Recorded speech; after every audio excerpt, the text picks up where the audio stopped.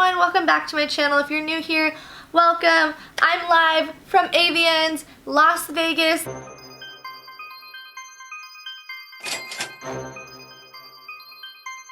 Outside of my window, there's so many beautiful lights and people partying, and it's amazing. I love the vibe of Vegas.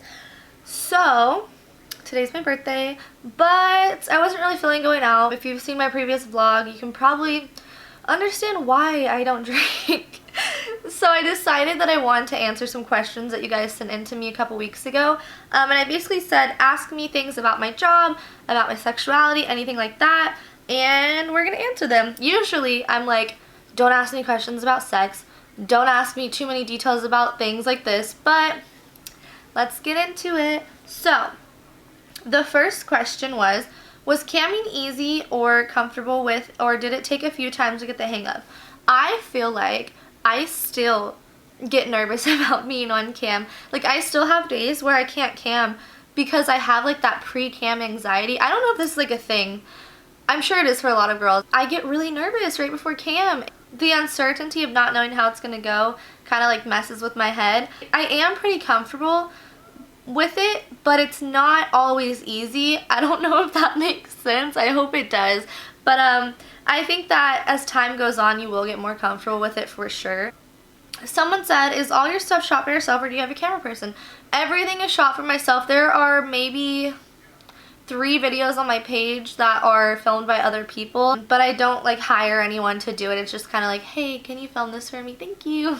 Someone said, how do you stand out when there's so many other people? I feel like there is so much value in just being yourself. I feel like it's super important to just come up with your own identity. Don't try to be anyone else. They already have that going for them. Find what works for you. Find out who you are, and that stands out completely. If you're something different from everyone else, you're bound to stand out and you're going to find your target audience no matter what. So yeah, it can seem crazy because there are literally thousands and thousands and thousands of people that do my exact job, and it can be overwhelming really to be like, damn, how do I compare to other people? But if you stop comparing yourself to other people, which easier said than done, I know, and you just focus on your own personal brand, the rest will follow. I know I keep saying that, but I promise you. Someone said, how do you avoid razor burn? Do piercings help get more fans? Why did you pick cam over stripping? If you're having like a lot of problems with razor burn, I've actually heard a lot of people are really prone to razor burn. There is some products where you can like, it's like an oil and you just put it on the little spots, or maybe do like laser hair removal if you can afford it. Maybe try waxing. But yeah, razor burn is super annoying. I think that my nipples are a topic of conversation. I don't know if it brings more fans to me because I don't have people being like, oh, I like you just because of these. But it definitely, you know, whenever I'm talking to a fan, I'm like, oh, you like my piercings? I wish I still had my belly button piercing because they looked so cute together. And then the same person said, why do you pick cam over stripping?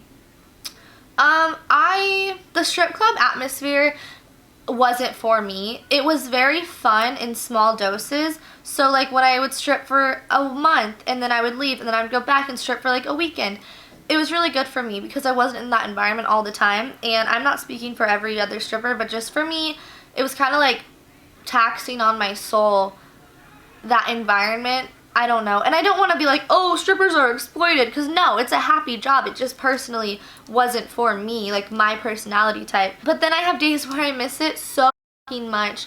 But ultimately, the biggest reason why I'm not stripping right now is just because I fucked my knee and I can't even wear heels. Like, there's a reason why I'm wearing these around AVNs. Somebody said, how did you get into it? Do you think it would be a good move for college girls in debt? I know so many cam girls that are also in college and do it to get out of debt, but don't just jump into something just because you think that it's going to solve that problem in your life, because you are giving up a lot. For example, I can't go and get a job as a teacher. I can't go do stuff like that. I get recognized when I go to the grocery store, and my nudes are on the internet forever, no matter what. So don't do it out of like a momentary necessity if you don't have to. I completely understand survival sex work and everything like that, but if you do not have to and you're only doing it for the money, don't do it, because I don't think that you'll be happy. But who knows, it might work out for you. Someone said, how much sex does a sex worker have? I know a couple like top models, and they've talked about it before, who don't have sex. Like they don't have sex. They don't want to. They just don't. And then I know some models that fuck all the time. So that question is just like, you can't even answer it, you know? Someone said, how do you want to finish your career?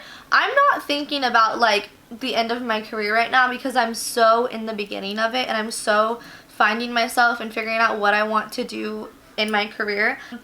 But I would like to end my career when I want to end it. That is my main goal. I don't want to be pushed out of the industry. I don't want anything to happen to where I can't do it anymore. Like I want to choose when my career is over, and I strongly feel like when I'm done being a performer, I will be somewhere behind the scenes, whether that be managing models, whether that be owning a company, whatever. I don't think that I'm going to finish this career ever in my life. I'm really inspired by people who have continued to evolve in this industry. So they start as performers and then directors and then they write books and all of these things. I definitely feel like that's gonna be me. Like I'm not going anywhere, sorry.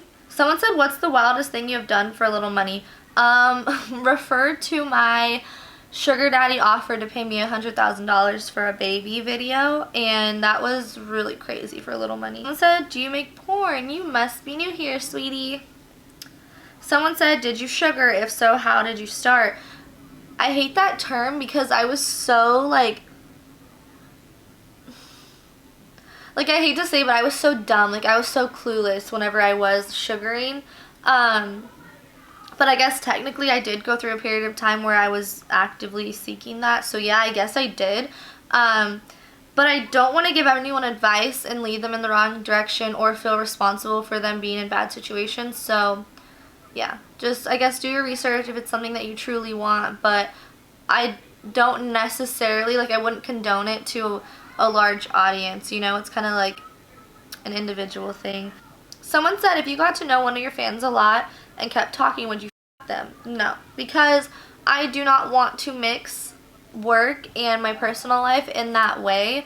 I'm probably just killed thousands of boners, and I'm sorry, but I genuinely wouldn't want to lead anyone on to make them think that they can f me, you know, just to turn them down or just to do that. So I really don't entertain anything pertaining to that, just because I don't want to cross any boundaries with my fans. Also, I'm not judging girls that do, like, do your thing, sisters. But I love my fans. Someone said, what kind of women do you like? I'm not, like, picky. Such a broad variety of women that I don't think that I could just say a certain category. Someone said, do you feel sexually satisfied from your work, or is it just a job? Is it hard to separate work from reality? I wouldn't say that it's just a job, because I don't do anything that I don't want to. You know, like when I film a video, I'm doing it for my pleasure. When I cam, I'm doing it for my pleasure. Like it's all fun to me, and that's really satisfying. I also get satisfaction from making other people happy, so I would say my job's really sexually satisfying. Of course, it's a different type of satisfying than what I do in my personal life, but it's not hard to separate work from reality. I know the difference, you know what I mean? Of course, it's a job, but it's also a job that I chose and I get to have fun with and have creative control over. So someone said, how many times have you had sex? Oh my god, how would I know that? Okay, this is a funny story, so I'm just gonna tell you guys. Whenever I lost my virginity, the guy that I lost my virginity with, we would keep all oh my god, I can't believe I'm saying this. I'm so sorry. Like, if anyone knows him, don't expose me. We would keep all the condom wrappers in his drawer next to his bed, and I remember like we like counted them one time, and it told us like how many times we had had sex. Oh my god, virgins, man. Okay, I think that's all the questions that I got. I just want to do a short little Q&A while I have time, while I'm just chilling. Let me grab this. Let's just talk about how these peanuts are like $20.